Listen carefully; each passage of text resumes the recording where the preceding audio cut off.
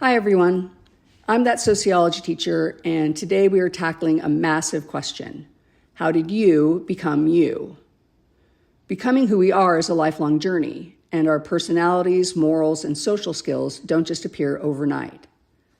In sociology, we explain this through a process called socialization, the lifelong social experience by which people develop their human potential and learn the culture, rules, and expectations of the society around them.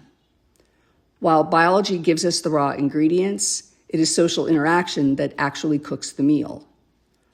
Sociologists study human development because our thoughts, morals, and identities aren't formed in a vacuum. They are shaped by our families, schools, peers, and media. To understand how socialization actually works on a deeper level, we look to 6 foundational researchers who cracked the code on human development. By looking at their theories, we can better understand the social forces that shape our everyday choices, our thoughts, and our identities. First, Sigmund Freud. Freud argued that your personality is a constant internal tug-of-war between 3 hidden forces: the id, the superego, and the ego.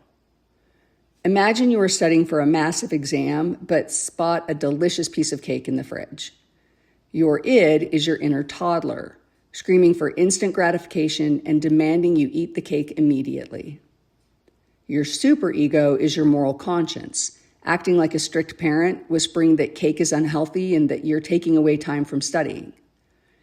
The savior of the situation is the ego, the realistic coordinator. The ego steps in to strike a deal, suggesting you study for 20 more minutes and then reward yourself with a piece of cake. According to Freud, how you balance these 3 forces determines how you handle the world.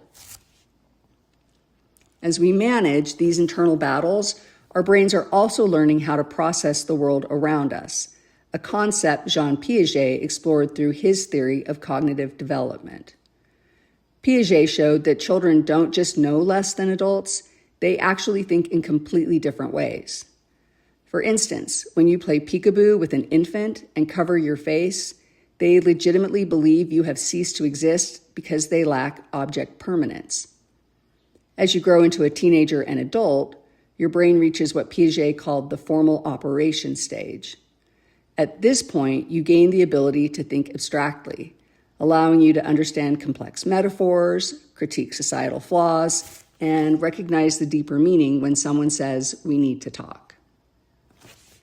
This intellectual growth naturally leads to the development of our conscience and sense of right and wrong, which Lawrence Kohlberg explained through his stages of moral reasoning.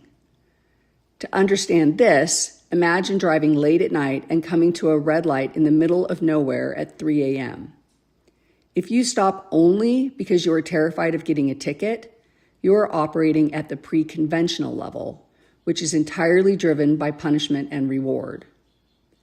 If you stop because you believe that laws keep society orderly and must be followed, you are at the conventional level. However, if you're thinking about the universal value of safety and the shared social contract of driving, you have reached the post-conventional level. Kohlberg's focus wasn't just on what actions we take, but the underlying why behind our moral choices. However, researcher Carol Gilligan realized that Kohlberg's moral framework had a massive flaw. His initial study only included boys. Gilligan discovered that socialization causes boys and girls to approach morality from different angles. She argued that boys are often socialized to use a justice perspective, relying on formal, rigid rules of right and wrong to settle disputes.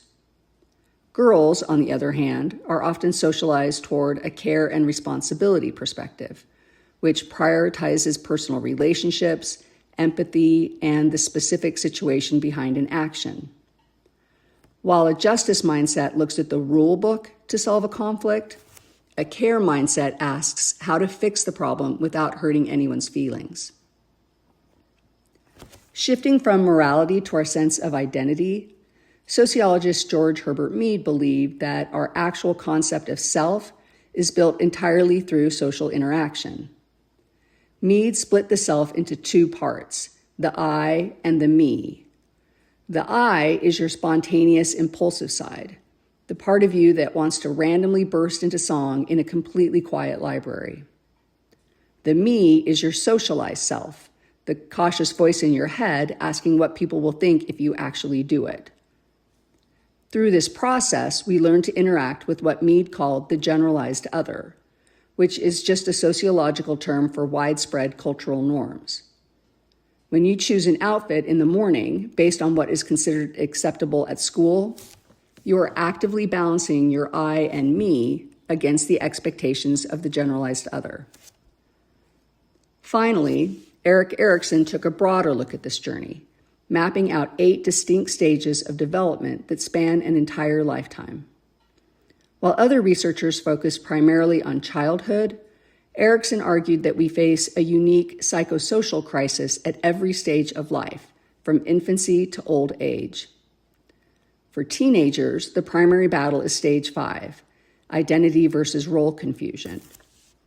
The core task during this period is answering the heavy questions. Who am I? What do I believe? Where do I fit in? Successfully navigating this stage results in a strong, independent sense of self, while struggling with it leads to an identity crisis. Ultimately, you are a complex, walking, mixing bowl of personality balances, cognitive milestones, moral perspectives, and social identities. The next time you find yourself overthinking an outfit, fighting the urge to eat a snack, or wondering where you want to be in 10 years, pause for a second. Look at that internal tug of war, that sudden awareness of the world around you, or that quiet voice reminding you of society's expectations. That moment right there, that is socialization, that is human development, and that is sociology.